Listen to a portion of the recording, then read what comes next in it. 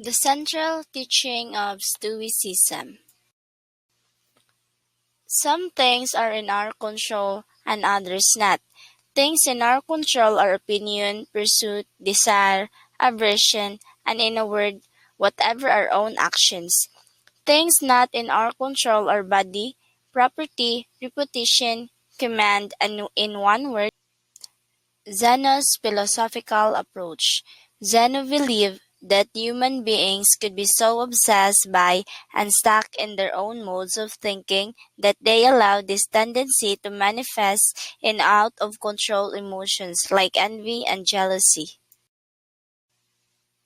Although it was not Zeno's intention to forbid his followers an emotional life, he believed that it was possible for people to know their emotions through their thoughts.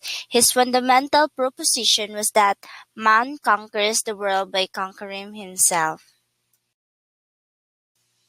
Apatheia, the idea of self-mastery, was at the center of his teaching and was expressive of the belief that emotional detachment should be the goal of all virtuous people.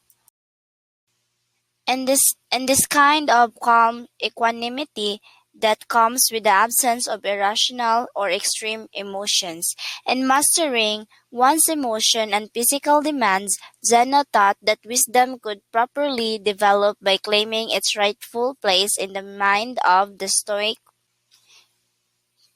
Pain and pleasure could be mastered in meditative practice, and the influence of emotions arising from these psychophysical phenomena could be quelled.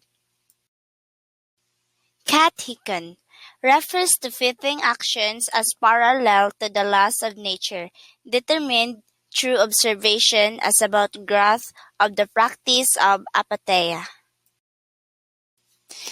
Zeno suggested that two powers were in play at any given time, being the active realm and the passive realm, and that these two powers existed in a dynamic tension that held the whole together.